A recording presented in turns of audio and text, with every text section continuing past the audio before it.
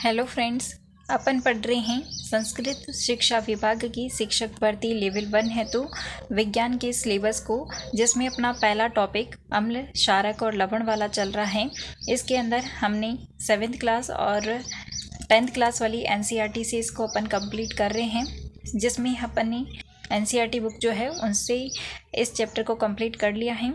आज अपन जो 10th class वाली एनसीईआरटी में जो क्वेश्चंस दे रखे हैं उनको अपन देखेंगे, और जो 7th क्लास वाली एनसीईआरटी में थे उसको अपन ने पहले ही देख लिया है। अगर आपने नहीं देखा है तो आप प्लेलिस्ट में जा कर के कंटिन्यू वीडियोस को देख सकते हैं और इस टॉपिक को कवर कर सकते हैं। ठीक है, तो आज का ये इस सेशन के अंदर अपन जो अम्ल क्षारक और लवण है उसमें से जो एनसीईआरटी के 10th क्लास के अंदर जो क्वेश्चंस दे रखे हैं वो अपन डिस्कस करेंगे, और इसके अलावा कुछ अदर जो क्वेश्चंस है वो भी देखेंगे। तो चलिए फ्रेंड्स, शुरू करते हैं अपनी आज की क्लास।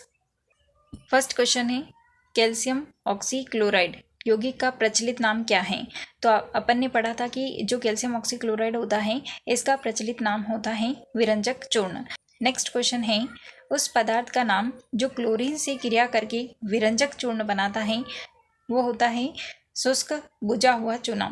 जब इसकी अभिक्रिया क्लोरीन से करवाई जाती है तो CaOCl2 बन जाता है। कठोर जल को मृदु करने के लिए किस सोडियम यौगिक का उपयोग किया जाता है? तो यहाँ पे इसका आंसर आ जाएगा सोडियम कार्बोनेट, यानी Na2CO3 जो है उसका उपयोग किया जाता है। नेक्स्ट क्वेश्चन है, सोडियम हाइड्रोजन कार्बोनेट के विलयन को गर्म करने पर क्या होगा? तो सोडियम हाइड्रोजन कार्बोनेट के विलयन को जब अपन गर्म करते हैं तो वो अपघटित होकर के सोडियम कार्बोनेट दे देता है, साथ में जल और CO2 गैस का निर्माण होता है। नेक्स्ट अपना क्वेश्चन है, प्लास्टर ऑफ पेरिस की जल के साथ में रिएक्शन है। तो जल के साथ में इसकी रिएक्शन कैल्शियम सल्फेट की H2O, ये प्लास्टर ऑफ पेरिस होता है। और जब इसकी अभिक्रिया हम जल के साथ में इसकी अभिक्रिया करवाते हैं तो ये कैल्शियम सल्फेट प्लस 2H2O, तो ये जिप्सम बन जाता है, कठोर पदार्थ के रूप में बन जाता है। नेक्स्ट क्वेश्चन है, कोई विलयन लाल लिटमस को नीला कर देता है, इसकी पीएच संभवतः होगी। देखिए, लाल लिटमस को नीला कर रहा है तो ये क्या है? क्षार है, और क्षार की पीएच अपन को पता है कि 7 से ज़्यादा होती है। तो यहाँ पे ऑप्शन में देखिए 1, 4, 5 और 10, तो 10 जो है वो 7 से ज़्यादा है, तो ये आंसर इसका यही हो जाएगा। ठीक है फ्रेंड्स। नेक्स्ट क्वेश्चन है, ताजे दूध का पीएच का मान 6 होता है और दही बनने पर पीएच का मान कितना होगा? तो हमको पता है कि जब दही बनता है तो उसके अंदर लैक्टिक एसिड की मात्रा बढ़ जाती है, यानी लैक्टिक एसिड जो है वो फटाफट से दही के रूप में कन्वर्ट हो जाता है, तो उसकी पीएच ऑब्वियसली 6 से कम हो जाएगी, क्योंकि एसिड की पीएच जो है वो 7 से कम होती है। तो 6 तो ऑलरेडी दूध की पीएच होती है, लेकिन और एसिड बनता जा रहा है तो 6 से इसकी पीएच और भी कम हो जाती है। नेक्स्ट क्वेश्चन है, एक गवाला ताज़ा दूध में थोड़ा सा बेकिंग सोडा मिला देता है। क्यों मिलाता है वो ऐसा? क्योंकि थोड़ा सा क्षारीय बनाने के लिए ऐसा करता है, क्योंकि क्षारीय दूध जो होते हैं वो ज़्यादा समय तक खराब नहीं होता है, इसलिए उसको खराब होने से बचाने के लिए थोड़ा सा उसमें बेकिंग सोडा मिला देता है। नेक्स्ट क्वेश्चन है, दूध से दही बनने में समय क्यों लगता है? इसलिए लगता है क्योंकि लैक्टिक एसिड बनने से पहले जो भी अपन डालते हैं उसके अंदर वो पहले जितना भी क्षार होता है उसको उदासीन करता है और फिर वो अम्लीय होने लगता है, इसलिए दही बनने में समय लगता है। नेक्स्ट एक इम्पॉर्टेंट क्वेश्चन है कि कोई विलयन अंडे के पीसे हुए कवच से अभिक्रिया करके एक गैस उत्पन्न करता है जो कि चूने के पानी को दूधिया कर देती है, इस विलयन में क्या होगा? देखिए, जब जो अंडे का कवच होता है, क्योंकि वो क्या होता है, कैल्शियम कार्बोनेट होता है, और जब वो HCl से अभिक्रिया करता है तो CO2 गैस रिलीज करता है और वो चूने के पानी को दूधिया कर देती है। तो यहाँ पर ये बता रखा है कि एक गैस उत्पन्न होती है, वो गैस ही अपन को बतानी है जो कि चूने के पानी को दूधिया कर देती है। तो वो कौन सी होती है? HCl गैस होती है।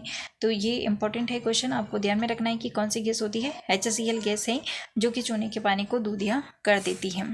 नेक्स्ट एक क्वेश्चन है, अपच का उपचार करने के लिए निम्न में से किस औषधि का उपयोग किया जाता है? एंटीबायोटिक, एनाल्जेसिक, एंटासिड या एंटीसेप्टिक? तो यहाँ पर उपयोग किया जाता है एंटासिड का। ठीक है, तो इसका आंसर हो जाएगा एंटासिड, क्योंकि अपच का उपचार है तो उसके लिए एंटासिड दिए जाते हैं।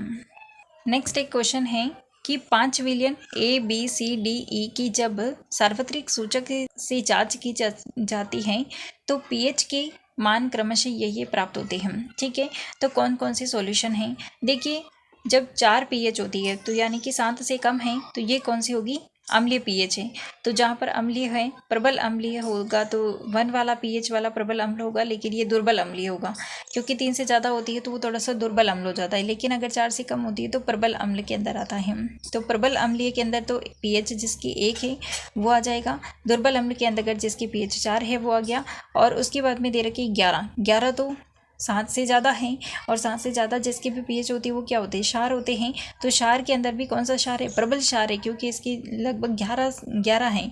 ठीक है, तो 11 है तो ये जो प्रबल क्षार है वो इसके अंदर आ जाएगी।